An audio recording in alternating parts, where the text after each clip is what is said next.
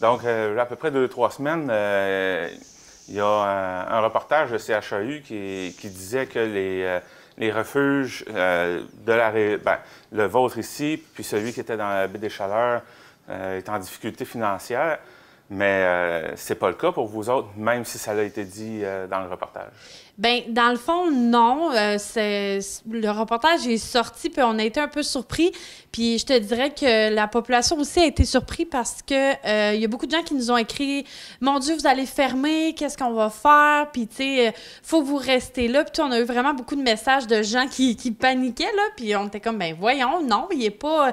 C'est vraiment pas dans nos plans. Nous, on est tout le temps en mode solution, agrandissement, nouveaux moyens de financement, nouvel aménagement, puis tout ça. Fait qu'on est vraiment là-dedans. Puis il est vraiment pas question qu'on ferme, là. Puis c'est ça, nous, tu sais, un refuge, je pourrais dire qu'on est toujours en difficulté financière parce que notre argent rentre, mais elle sort automatiquement parce que nous, on dépense beaucoup en frais vétérinaires, en nourriture. Puis, tu sais, tout ce qui est ici, présentement, tout ce que vous voyez, c'est nous qui payons. On paye un loyer, on paye, comme tout le monde qui aurait une maison, tu sais, on paye un loyer, Internet, téléphone, tu sais, toutes les dépenses, c'est toutes nous qui payons. Puis, l'implication des bénévoles aussi, tu sais, on est tous des gens bénévoles. Oui, on a des employés, tu sais, quand je pense à Nancy, qui est vraiment... Nancy Kearney, que vous allez voir tantôt, qui est vraiment qui est vraiment la porte d'entrée du refuge. Tu sais, c'est une employée merveilleuse qu'on a réussi à avoir. Puis, il y a Cathy, il y a Martine aussi qui est ici. Fait que, tu sais, nos employés, on les paye, tu sais, on a des subventions, mais on les paye aussi de notre poche. Puis, c'est ça. C'est sans l'implication des bénévoles. Nous-mêmes, dans le conseil d'administration, on est bénévoles. Fait que c'est tous les bénévoles du refuge, les gens du conseil d'administration qui trouvent des moyens de financement afin de faire de l'argent pour, justement, les soins vétérinaires et toutes les dépenses là, qui est en lien avec le refuge. Mais sinon, si on oublie le fait que, oui, l'argent sort, l'argent rentre, mais elle sort tout de suite. Vous n'êtes pas en difficulté non plus. Là. Non, c'est ça, tu sais, je veux dire, comment je pourrais dire, nos comptes sont payés, mais c'est ça, on n'est pas sur le point de fermer, on n'est pas en mode panique, là, vraiment pas. Au contraire, nos moyens de financement, on trouve toujours une façon d'innover. Si je parle de moyens de financement, justement, je porte un de nos beaux chandails qu'on vend ici au refuge. Puis, on a des polars, des T-shirts, on a toutes sortes d'articles promotionnels qu'on vend. Il y a notre loterie aussi, 50-50. Il y a une nouvelle loterie aussi qu'on a, la chasse à l'as, qu'on va vous parler plus en détail tantôt. Mon Dieu, il y a nos cueillettes de bouteilles, il y a le programme de parrainage. Dans le fond, des gens payent un montant par mois pour parrainer un chat. Puis ça nous aide aussi vraiment beaucoup. Il y a les ventes qu'on fait aussi. Tu sais, comme là, pour la Saint-Valentin, on a fait une collaboration avec les Douceurs gaspésiennes. Puis on ne sait pas encore le montant total, mais on va avoir ramassé quand même un bon montant. Les gens achetaient une boîte, là, biscuits, gâteaux, cupcakes, puis tout ça. Là, fait que, puis on est toujours en mode innovation. Quelque chose d'autre qu'on pourrait rajouter? Oui, bien dans le fond, j'aimerais remercier tout le monde qui nous encourage tout le temps, à chaque semaine. Tu sais, on a beaucoup des gens de la MRC, Rocher-Percé qui nous encouragent, mais on a aussi, tu sais, c'est étonnant de voir comment les réseaux sociaux, c'est fort, parfois parce qu'on a des gens de Québec, Montréal, Rimouski, un peu partout au Québec qui adoptent avec nous, qui se déplacent pour venir adopter des animaux ou qui, justement, nous envoient des dons. Tu sais, il y a des gens qui nous envoient des dons par la poste, puis, tu sais, c'est vraiment beau de voir ça. Puis, un petit rappel aussi, les chiens. C'est les chiens, les chats, les animaux, peu importe, c'est l'hiver. Donc, on voulait faire un petit rappel aux propriétaires d'animaux d'être très vigilants par rapport au froid puis de faire attention à leurs petits poilus. Selon vous, qu'est-ce qui ferait que OA Espoir Câlin, ici en Gaspésie, rayonnerait comme ça partout au Québec? Ben, je crois que c'est notre présence parce qu'on est vraiment présent. On essaie d'être présent partout. Tu sais, on a un compte Instagram, on a même un compte TikTok, on a une page Facebook, puis on est beaucoup actifs sur la page Facebook. C'est rare qu'on va passer une journée peut-être sans publier. Puis ça amène beaucoup de gens sur notre page. Tu sais, je crois qu'on a plus que 6000 abonnés sur notre page Facebook. Fait que c'est ça, c'est vraiment d'être présent partout, puis d'avoir aussi une belle gang comme ça, comme ici, ben c'est vraiment motivant pour toujours en faire plus. Donc, dans le reportage de CHEU, qu'est-ce qui a pu laisser penser que OA Espoir Câlin était en difficulté financière? Oui, c'est ça. Bien, c'est suite à la fermeture du réseau de protection animale de la baie des Chaleurs et du refuge de Sainte-Anne-des-Monts.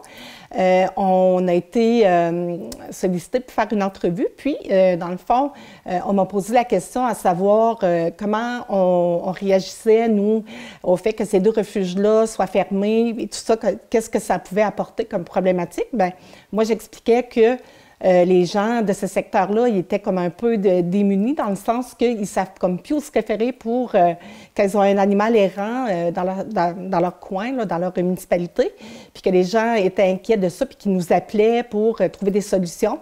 Donc, c'est un peu dans ce contexte-là que ça a été comme confondu avec les problématiques, là, dans le fond, qui sont vécues par les secteurs là, de la baie des Chaleurs et de Sainte-Anne-des-Monts. Bien, ça touche aucunement notre refuge ici. Au contraire, j'avais même pris la peine de parler pendant plusieurs minutes à quel point le refuge va bien, qu'on a un gros soutien des bénévoles, que ces gens-là s'impliquent, que ce soit matin, soir, même la nuit. On a eu des gens qui sont venus travailler avec les chiens qu'on a eus. On n'en a pas toujours des chiens, mais quand on en a eu, là, il y a eu beaucoup d'ouvrages qui avaient à faire à ce niveau-là. Donc, ça a été un petit peu confondu comme ça, mais pour assurer les gens, là, ça ne touche vraiment pas le refuge ici. Il y a eu aussi, on m'a demandé si on avait de l'aide au niveau des municipalités. J'ai répondu qu'on n'avait pas d'aide au niveau des municipalités, point de vue financement pour les chats. Mais par contre, on a de l'aide des municipalités d'une autre façon, là. Par exemple, la ville de Grande-Rivière, les espaces magnifiques qu'on a ici, bien, c'est grâce à la ville de Grande-Rivière si on les a. On est locataire ici, mais on n'aurait pas un beau refuge comme ça si on n'avait pas leur collaboration, par exemple. Au niveau des autres municipalités, point de vue pour la réglementation, pour les chiens et tout ça, on a toujours leur collaboration, ils répondent à nos questions, ils sont toujours là pour nous aider, là. Fait que, tu sais, dans le fond, ça a été sorti un petit peu du contexte, là, pour démontrer, dans le fond, que les refuges, ça va pas bien, mais nous, c'est pas notre cas ici. Ça nous touche pas ce qui se vit dans la baie des Chaleurs ni dans le secteur de Sainte-Anne-des-Monts. C'est pas la même chose. Bon, on vient de régler cette question-là. Oui, oui, absolument. Maintenant, vous vouliez me parler d'un de vos moyens de financement, c'est oui. La chasse à l'as. Oui, bien c'est ça, c'est notre nouvelle loterie, la chasse à l'as, qui débute cette semaine. En fait, de la manière dont ça va fonctionner, c'est que il va y avoir un tirage par semaine. Donc, on vend des billets pendant la semaine. Dans les ventes de la semaine, il va y avoir 50 des ventes qui viennent à l'organisme. Il va y avoir 30 des ventes qui vont dans un lot qu'on appelle un lot progressif et 20 des ventes qui vont être attribuées aux gagnants de la semaine. Exemple, Jean-Denis, si je pige ton nom, tu gagnes le montant de la semaine et puis tu as la chance, à partir de là, d'ouvrir une enveloppe puis de tenter de trouver l'as de cœur, dans le fond. Si tu y parviens, tu gagnes le lot progressif, dans le fond. Si tu ne réussis pas à trouver l'as de cœur, ça se transmet la semaine d'après, donc le lot, il va toujours aller en augmentant jusqu'à ce que l'as de cœur soit trouvé. Donc, c'est ça. Et donc, le monde qui veut participer viennent ici au refuge pour acheter le billet. Il y a plusieurs façons de fonctionner. Dans le fond, les gens peuvent se déplacer ici au refuge. On a des billets sur place. On a aussi des vendeuses qui sont les vendeuses aussi pour la loto câlin, les vendeuses habituelles. Il y a aussi, on peut faire des virements Interac. Puis nous, à partir de là, on complète les billets, on prend des photos, on envoie les photos aux gens pour qu'ils voient leur numéro puis leur billet complété. Donc, il y a plusieurs façons, même si on est à l'extérieur, on peut participer aussi, là. Donc. Bien, merci. Est-ce qu'il y a autre chose que vous aimeriez ajouter? Oui, bien, on a toujours la loto câlin. Le fait qu'on ait la chasse à l'as, ça ne nuit pas du tout à la loto câlin qui se poursuit comme à chaque semaine. Il y a toujours un beau montant à gagner qui est autour de 1 500 $. Des fois, c'est un petit peu plus, un petit peu moins, mais ça tourne autour de ça. Puis c'est ça, bien, on invite les gens... J'inviterais les gens à venir voir le refuge parce qu'il y a beaucoup de monde qui viennent puis nous disent on n'est jamais venu, c'est la première fois qu'on vient, c'est beau. Puis moi, j'invite toujours les gens à aller voir nos chats qui sont dans notre salle d'adoption. On en a comme de plus de 70, là.